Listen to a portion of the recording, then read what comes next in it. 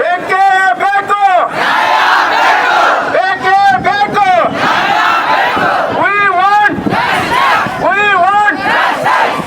ಗೆಳೆಯರೇ, ನಮ್ಮ ತಂದೆ ತಾಯಿಗಳು ನಮ್ಮನ್ನ ಶಾಲೆಗೆ ಕಳಿಸ್ತಕ್ಕಂಥದ್ದು, ನನ್ನ ಮಗ ಒಂದು ಸುಭದ್ರವಾಗಿರ್ತಕ್ಕಂಥ ಉದ್ಯೋಗ ಪಡಿಬೇಕು, ನನ್ನ ಕುಟುಂಬಕ್ಕೆ ಆಸರೆ ಆಗಬೇಕು ಅನ್ನೋ ಕಾರಣಕ್ಕಾಗಿ ಎಲ್ಲಿವರೆಗೂ ಕಳಿಸಿರ್ತಾರಪ್ಪ ಅಂತಂದ್ರೆ, ನಮ್ಮನ್ನ PUC ಮುಗಿಸಿ, ಡಿಗ್ರಿ ಮುಗಿಸಿ, ನಮ್ಮ ಸ್ನಾತಕೋತ್ತರ ಅಧ್ಯಯನದವರೆಗೂ ಕೂಡ ನಮ್ಮ ತಂದೆ ತಾಯಿಗಳು ಬಹಳ ಶ್ರಮ ವಹಿಸಿ ತಮ್ಮ ಎಲ್ಲ ಹೊಟ್ಟೆ ಬಟ್ಟೆಗಳನ್ನ ಕಟ್ಟಿ ನಮಗೆ ಸಾಲಿ ಕಲಿಸಿರ್ತಾರೆ. ಆದ್ರೆ ಸಾಲಿ ಕಲಿಸಿರ್ತಕ್ಕಂಥ ನಮ್ಮಗಳಿಗೆ ಒಂದು ಉದ್ಯೋಗ ಸಿಗ್ಲಿಲ್ಲ ಅಂತಂದ್ರೆ ಸಂಕಟ ಆಗೋದು ನಮ್ಮ ತಂದೆ ತಾಯಿಗಳಿಗೆ, ಸಂಕಟ ಆಗೋದು ನಮ್ಮ ತಂದೆ ತಾಯಿಗಳಿಗೆ, ನಮಗೆ ಲಾಸ್ ಆಗೋದು ನಮ್ಮ ಸಮುದಾಯಕ್ಕೆ ಮತ್ತು ನಮ್ಮ ಕುಟುಂಬಕ್ಕೆ.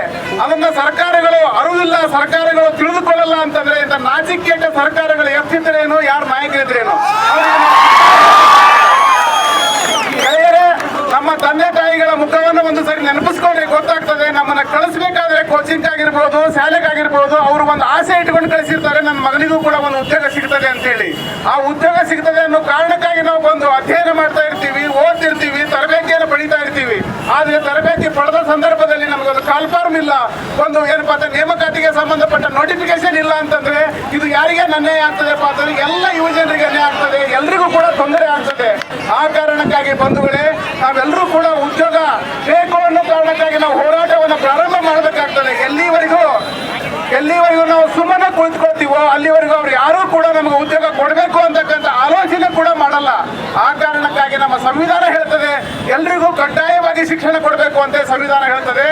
ಎಲ್ರಿಗೂ ಕಡ್ಡಾಯವಾಗಿ ಕೊಟ್ಟಿರ್ತಕ್ಕಂಥ ಶಿಕ್ಷಣ ಉಚಿತವಾಗಿ ಇರಬೇಕು ಅಂತ ಹೇಳ್ತದೆ. ಕೊಟ್ಟಿರ್ತಕ್ಕಂಥ ಶಿಕ್ಷಣಕ್ಕೆ ತಕ್ಕ ನೌಕರಿನೂ ಕೊಡಬೇಕು, ಉದ್ಯೋಗ ಕೊಡಬೇಕು ಅಂತ ಸಂವಿಧಾನ ಹೇಳ್ತದೆ. ನೌಕರಿ ಸಿಗಲ್ಲ ಅಂತಂದ್ರೆ ಆ ನೌಕರಿ ಸಿಗದೆ ಇರತಕ್ಕಂಥ ವ್ಯಕ್ತಿಗಳಿಗೆ ಏನಪ್ಪಾ ಅಂತಂದ್ರೆ ಒಂದು ನೌಕರಿ ಸಿಗದೆ ಇರತಕ್ಕಂಥ ವ್ಯಕ್ತಿಗಳಿಗೆ ಸರ್ಕಾರದ ಸಹಾಯಧನ, ಗೆಳೆಯರೇ ಕೇಳಿ, ಸರ್ಕಾರದ ಸಹಾಯಧನ ಕೊಡಬೇಕು. ಅವರಿಗೆ ಒಂದು ಸ್ವಯಂ ಉದ್ಯೋಗ ಒದಗಿಸಿಕೊಡ್ಬೇಕು ಅಂತ ಹೇಳಿ ಸರ್ಕಾರ ಹೇಳ್ತದೆ, ಸಂವಿಧಾನ ಹೇಳ್ತದೆ. ಆದ್ರೆ ಸರ್ಕಾರ ನಡೆಸ್ತಕ್ಕಂಥವ್ರು, ಸಂವಿಧಾನಬದ್ಧವಾಗಿ ಅಧಿಕಾರದಲ್ಲಿ ಇರ್ತಕ್ಕಂಥವ್ರು ನಮಗೆ ಉದ್ಯೋಗ ಕೊಡಲ್ಲ, ಮಾಡಲ್ಲ, ಅಥವಾ ಸ್ವಯಂ ಉದ್ಯೋಗಕ್ಕೆ ಬೇಕಾಗಿರ್ತಕ್ಕಂಥ ಆರ್ಥಿಕ ನೆರವು ಕೂಡ ಕೊಡಲ್ಲ ಅಂತಂದ್ರೆ ಇಂಥ ಸರ್ಕಾರಕ್ಕೆ ನಾವೆಲ್ಲರೂ ಒಂದಾಗಿ ಜೋರಾಗಿ ಹೇಳ್ಬೇಕಾಗ್ತದೆ. ಧಿಕ್ಕಾರ, ಜೋರಾಗಿ ಹೇಳಿ ಇಂಥ ಸರ್ಕಾರಗಳಿಗೆ, ಜೋರಾಗಿ ಹೇಳಿ ಇಂಥ ವ್ಯವಸ್ಥೆಗೆ.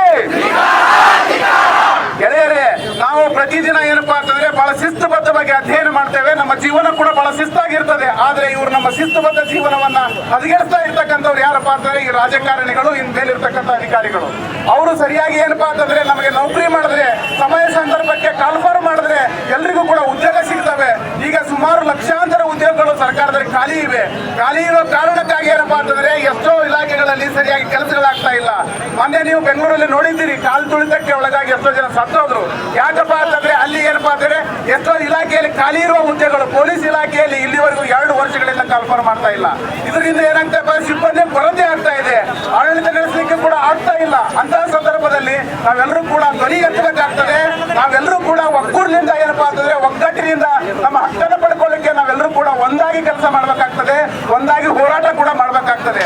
ಆ ಕಾರಣಕ್ಕಾಗಿ ನಾವು ಇವತ್ತು ಮೊದಲಿಗೆ ಏನಪ್ಪಾ ಅಂತಂದ್ರೆ ವಿಜಯಪುರ ಜಿಲ್ಲೆಯಿಂದ ನಾವು ಬೀದಿಗೆ ಬಂದಿದ್ದೇವೆ. ನಮಗೆ ಉದ್ಯೋಗ ಕೊಡಿ, ಇಲ್ಲಪ್ಪ ಅಂತ ಕುರ್ಚಿ ಖಾಲಿ ಮಾಡಿ ಅಂತಕ್ಕಂಥ ಘೋಷಣೆಯೊಂದಿಗೆ ನಾವೆಲ್ಲರೂ ಕೂಡ ಉದ್ಯೋಗಕ್ಕಾಗಿ ನಾವು ಬಂದಿದ್ದೇವೆ ಹೊರತು ಯಾರ ವಿರುದ್ಧವೂ ಅಲ್ಲ, ಯಾರ ಪರವಾಗಿಯೂ ಅಲ್ಲ. ನಮ್ಮ ಬದುಕಿನ ಪರವಾಗಿ, ನಮ್ಮ ಹಕ್ಕಿನ ಪರವಾಗಿ ನಾವು ಕೆಲಸ ಮಾಡ್ಲಿಕ್ಕೆ ಬಂದಿದ್ದೀವಿ, ನಾವು ಧ್ವನಿ ಎತ್ತಿ ಬಂದಿದ್ದೀವಿ. ಅದಕ್ಕಾಗಿ ನಾವು ಇಷ್ಟೇ ಹೇಳೋದು, ನೀವು ಯಾವುದೇ ಸರ್ಕಾರ ಆಗಿರಿ, ಯಾವುದೇ ನಾಯಕರಾಗಿರಿ, ನಿಮಗೆ ನಮ್ಮ ಬೆಂಬಲ ಇದೆ. ಆದ್ರೆ ನಮಗೆ ಉದ್ಯೋಗ ಕೊಡಿ, ನಮ್ಮ ಬದುಕಿಗೆ ಭದ್ರತೆ ಕೊಡಿ ಅಂತಕ್ಕಂಥ ನಮ್ಮೆಲ್ಲ ನಿರುದ್ಯೋಗಿ ಯುವಕರ ಮತ್ತು ಯುವ ಜನರ ಏನಪ್ಪಾ ಅಂದ್ರೆ ಹಕ್ಕೊತ್ತಾಯ ಆಗಿದೆ. ನಾವೆಲ್ಲರೂ ಕೂಡ ಇದೇ ಒತ್ತಾಯದೊಂದಿಗೆ ನಿರಂತರವಾಗಿ ಹೋರಾಟವನ್ನು ರೂಪಿಸಬೇಕಾಗ್ತದೆ. ಯಾಕಂತ ಕೇಳಿದ್ರೆ ಎಷ್ಟು ಈ ವಯಸ್ಸಿದೆಯಲ್ಲ, ನಮ್ಗೆ ಏನಪ್ಪಾ ಇದೇ ವಯಸ್ಸಿನಲ್ಲಿ ಕ್ರಾಂತಿಕಾರಿಗಳು ಹುಟ್ಕೊಳ್ಳೋದು, ಇದೇ ವಯಸ್ಸಿನಲ್ಲೇ ಏನಪ್ಪಾ ಅಂತಂದ್ರೆ ಅಂಬೇಡ್ಕರ್, ಬುದ್ಧ, ಬಸವ ಎಲ್ಲರೂ ಮತ್ತೇನಪ್ಪ ಕ್ರಾಂತಿಕಾರಿ ಯುವಕರೆಲ್ಲ ಹುಟ್ಟಿರ್ತಕ್ಕಂಥದ್ದು ನಿಮ್ಮ ವಯಸ್ಸಿನಲ್ಲೇ. ಆದ್ರೆ ಸಮಾಜ ಘಾತಕರು ಕೂಡ ಹುಟ್ಟಿರ್ತಕ್ಕಂಥದ್ದು ಇಂತಹ ವಯಸ್ಸಿನಲ್ಲೇ. ಯಾಕೆ ಈ ಮಾತನ್ನ ಹೇಳ್ತೀನಪ್ಪ ಅಂತಂದ್ರೆ ನಮಗೆ ಉದ್ಯೋಗ ಸಿಗಲ್ಲ ಅಂತಂದ್ರೆ ಅನ್ಯ ಮಾರ್ಗಗಳು ಪ್ರಾರಂಭ ಆಗ್ತವೆ. ತಪ್ಪು ದಾರಿ ಹಿಡಿತೀವಿ, ತಪ್ಪು ದಾರಿ ಹಿಡಿಯೋದ್ರ ಮುಖಾಂತರ ಏನಪ್ಪಾ ಅಂತಂದ್ರೆ ಸಮಾಜದ ಕೆಳಕನ್ನ ಬಯಸ್ತಾರೆ. ಆ ಕಾರಣಕ್ಕಾಗಿ ನಾವೆಲ್ಲರೂ ಕೂಡ ಸರ್ಕಾರಕ್ಕೆ ಮತ್ತೆ ಮತ್ತೆ ಒತ್ತಾಯ ಮಾಡೋಣ, ನಮಗೆ ಉದ್ಯೋಗ ಕೊಡಿ, ಉದ್ಯೋಗ ಭದ್ರತೆ ಕೊಡಿ, ನಮ್ಮ ಬದುಕಿಗೆ ಏನಪ್ಪಾ ಅಂತ ಆಸರೆ ಆಗ್ತಕ್ಕಂಥ ಸರ್ಕಾರದ ಇಲಾಖೆಯಲ್ಲಿ ಕಾಲ್ಫಾರ್ಮ್ ಮಾಡಿ ಸರ್ಕಾರಿ ಯೋಜನೆಗಳನ್ನ ಜನರಿಗೆ ತಲುಪಿಸುವ ನಿಟ್ಟಿನಲ್ಲಿ ಕೆಲಸ ಮಾಡೋಣ ಅಂತಕ್ಕಂಥ ಮಾತನ್ನ ಹೇಳಿ, ಬಂಧುಗಳೇ, ನಾವೆಲ್ಲರೂ ಕೂಡ ಒಕ್ಕಟ್ಟಿನಿಂದ ನಾವೆಲ್ಲರೂ ಕೂಡ ಇದೇ ಹೋರಾಟವನ್ನು ಗಟ್ಟಿಯಾಗಿಡೋಣ. ಜಿಲ್ಲಾಧಿಕಾರಿಗಳು ಬಂದು ಅಥವಾ ಜಿಲ್ಲಾಧಿಕಾರಿಗಳ ಕಚೇರಿಯಿಂದ ಯಾರಾದರೂ ಬಂದು ಇಲ್ಲೇ ಮದುವೆ ಪಡಿಬೇಕು ಪಡಿಬೇಕು. ನಮ್ಮ ಹಕ್ಕು ಏನಪ್ಪಾ ಅಂತ ನಮ್ಮ ಗಟ್ಟಿ ಹೋರಾಟ ಹೆಂಗಿರ್ಬೇಕಪ್ಪ ಅಂತಂದ್ರೆ ನಾವು ಇದ್ದಲ್ಲಿಗೆ ಬಂದು ಮನವಿ ಪಡಿಬೇಕು. ಆ ಕಾರಣಕ್ಕಾಗಿ ನೀವೆಲ್ಲ ವಿದ್ಯಾರ್ಥಿ ಶಕ್ತಿಯನ್ನು ತೋರಿಸೋಣ. ನಾವು ಇದ್ದಲ್ಲಿಗೆ ಬಂದು ಮನವಿ ತೆಗೆದುಕೊಳ್ಳುವವರೆಗೂ ಎದ್ದು ಹೋಗಬೇಡ ಅಂತ ಒಂದು ವೇಳೆ ಈಗ ಜಿಲ್ಲಾಧಿಕಾರಿಗಳ ಕಚೇರಿಯಿಂದ ಬಂದು ಯಾರಾದ್ರೂ ಮನವಿ ತಗೊಂಡ್ರೆ ಮಾತ್ರ ನಾವು ಇಲ್ಲಿಂದ ಎದ್ದು ಹೋಗ್ತೇವೆ, ಇಲ್ಲದೆ ಎದ್ದು ಹೋಗಲ್ಲ